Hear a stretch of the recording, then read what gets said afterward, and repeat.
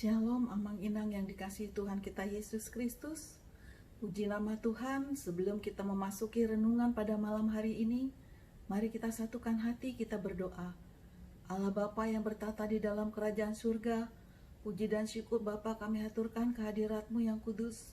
Oleh karena kasih setiamu yang memimpin kehidupan kami, hingga pada malam hari ini Tuhan memberikan kami sekali lagi kesempatan untuk menerima berkat firman-Mu. Urapi hamba-Mu yang akan memperkatakan firman-Mu, supaya apa yang menjadi kerinduan Bapa untuk kami boleh selami dan isi dan memaknai di dalam hidup kami. Di dalam nama Tuhan Yesus kami berdoa dan mengucap syukur. Amin. Bapak Ibu yang terkasih di dalam Kristus, firman Tuhan pada malam hari ini terambil dari Kisah Para Rasul 13 ayat 15 sampai dengan 25. Demikian firman Tuhan. Ke Antiokhia di Pisidia.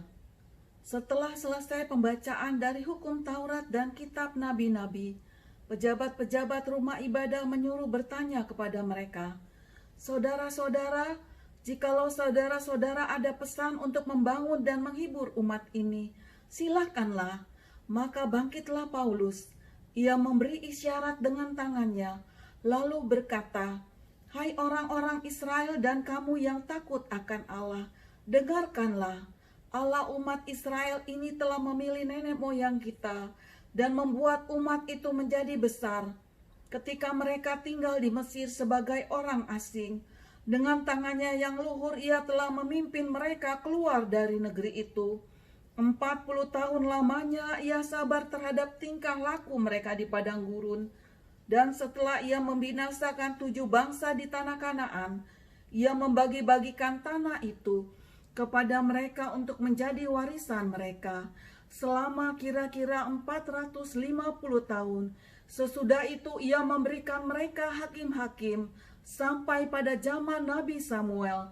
Kemudian mereka meminta seorang raja, dan Allah memberikan kepada mereka Saul bin Kis dari suku Benyamin 40 tahun lamanya. Setelah Saul disingkirkan, Allah mengangkat Daud menjadi raja mereka. Tentang Daud Allah telah menyatakan, "Aku telah mendapat Daud bin Isai, seorang yang berkenan di hatiku dan yang melakukan segala kehendakku, dan dari keturunannya lah sesuai dengan yang telah dijanjikannya. Allah telah membangkitkan juru selamat bagi orang Israel, yaitu Yesus." Menjelang kedatangannya, Yohanes telah menyerukan kepada seluruh bangsa Israel supaya mereka bertobat dan memberi diri dibaptis. Dan ketika Yohanes hampir selesai menunaikan tugasnya, ia berkata, "Aku bukanlah dia yang kamu sangka, tetapi ia akan datang kemudian daripadaku. Membuka tali kasutnya dari kakinya pun aku tidak layak." Demikian pembacaan firman Tuhan. Firman Tuhan pada malam hari ini, saya beri tema menjadi orang Kristen yang peka mendengar suara Tuhan. Firman Tuhan diawali pembacaan pesan oleh Paulus yang ditujukan kepada orang-orang Israel dan orang-orang yang takut akan Allah, yaitu orang-orang di luar bangsa Yahudi yang datang beribadah di sinagoge, rumah ibadah orang Yahudi di Antiokhia. Inilah pertama kali Paulus diberi kesempatan menyampaikan pesan, mengajar umat setelah Paulus bertobat. Adapun pesan yang disampaikannya merupakan sejarah kehidupan umat pilihan Allah, yaitu bangsa Israel, yang dimulai dari nenek moyang bangsa Israel, yaitu Abraham, sampai kepada Yohanes Pembaptis. Bapak Ibu yang dikasihi Kristus, kalau kita perhatikan inti pesan yang disampaikan oleh Paulus, isinya adalah sama dengan yang telah disampaikan Stefanus, yang tertulis di dalam Kisah Para Rasul 7 ayat 1 sampai dengan 53, yaitu pembelaan Stefanus di hadapan mahkamah agama. Pada waktu itu Saulus belum bertobat. Dia turut menjadi saksi kematian Stefanus. Dikatakan di dalam Kisah Para Rasul 7 ayat 58, mereka menyeret dia, Stefanus, keluar kota, lalu melemparinya dan saksi-saksi meletakkan jubah mereka di depan kaki seorang muda yang bernama Paulus. Bapak Ibu yang terkasih di dalam Kristus, iman Kristiani kita sesungguhnya adalah iman pewahyuan. Iman yang berbeda dengan kepercayaan-kepercayaan lain yang ada di dunia ini. Iman yang kita miliki adalah iman yang berasal dari firman yang diwahyukan Allah kepada kita melalui Roh Kudus yang dikaruniakan Allah kepada kita pribadi lepas pribadi, umat yang percaya kepada namanya. Sebelum bangsa Israel tinggal menjadi budak di tanah Mesir, Allah sudah memberi ketetapan nubuat kepada Abraham. Di dalam Kejadian 15 ayat 13 firman Tuhan menyatakan kepada Abraham, "Ketahuilah bahwa sesungguhnya keturunanmu akan menjadi orang asing dalam suatu negeri yang bukan kepunyaan mereka, dan bahwa mereka akan diperbudak dan dianiaya 400 tahun lamanya." Bapak Ibu yang terkasih dalam Kristus, nubuat bukanlah ramalan, tetapi ketetapan Allah. Ketetapan yang mutlak yang hanya Allah sepihak yang menetapkannya. Demikianlah nubuatan-nubuatan Allah mendahului berbagai peristiwa yang ada di dunia ini. Dan kemudian Allah membuat semuanya terjadi tanpa ada satu pun yang gagal. Firman-Nya di dalam Bilangan 23 ayat 19 menyatakan, Allah bukanlah manusia sehingga ia berdusta, bukan anak manusia sehingga ia menyesal. Masakan ia berfirman dan tidak melakukannya, atau berbicara dan tidak menepatinya? Sesungguhnya sejarah kehidupan bangsa Israel yang diterangkan oleh Paulus telah ditetapkan Allah sebelumnya, menjadi peringatan bagi kita yang hidup di zaman akhir yang telah tiba. Kita harus percaya penuh kepada nubuat-nubuat yang disampaikan oleh para nabi yang tertulis di dalam kitab suci. Firman-Nya di dalam 2 Petrus 1 ayat 21 menyatakan, sebab tidak pernah nubuat dihasilkan oleh kehendak manusia, tetapi oleh dorongan Roh Kudus, orang-orang berbicara atas nama Allah. Firman-Nya di dalam ayat 22 menyatakan, setelah Saul disingkirkan, Allah mengangkat Daud menjadi raja mereka.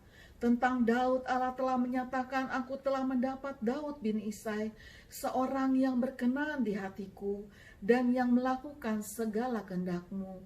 Bapak Ibu yang terkasih di dalam Kristus, meskipun Daud pernah jatuh di dalam dosa perzinahan, namun dia segera bertobat.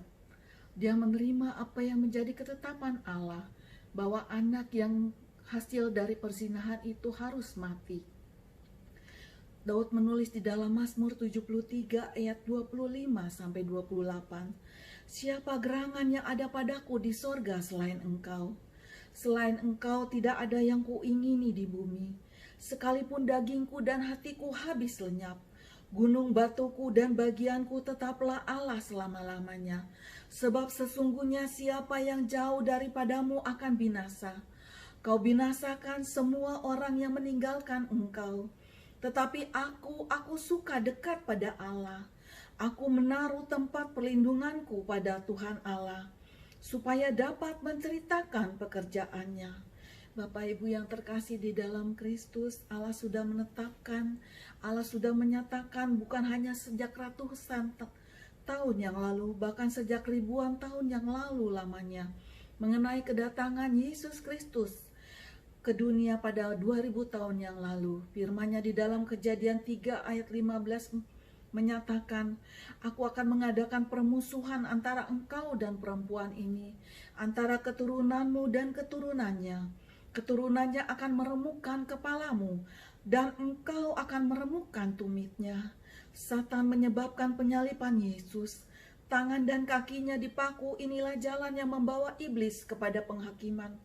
Oleh karena itu, sebagai orang percaya, dengarkanlah firman Tuhan dan percayalah penuh kepada Alkitab tanpa ada keraguan sedikit pun. Sebagaimana Yohanes berseru kepada bangsa Israel untuk bertobat dan memberi diri dibaptis menjelang kedatangan Yesus pada 2000 tahun yang lalu. Demikianlah hendaknya Bapak Ibu yang terkasih, hiduplah senantiasa di dalam pertobatan. Marilah kita menjadi orang Kristen yang selalu dengar-dengaran firman Tuhan dan siap sedia menantikan kedatangan Tuhan Yesus yang kedua kali. Amin. Tuhan Yesus memberkati firman-Nya. Mari kita satukan hati, kita berdoa. Allah Bapa yang bertata di dalam kerajaan surga, sungguh kami mengucap syukur ya Bapa, dari sekian ribu, sekian miliar, sekian juta umat manusia ada yang di dalam dunia ini. Tuhan telah memilih kami untuk menjadi umat yang percaya. Terima kasih ya Bapa. Biarlah kami senantiasa bersungguh-sungguh Tuhan, mengikuti apa yang menjadi firman-Mu yang telah tertulis Tuhan. Tanpa ragu sedikit pun ya Bapa, berikan kekuatan kepada kami ya Bapa, di dalam menjalani kehidupan kami Tuhan, yang pada akhir-akhir ini Tuhan sungguh berat Tuhan.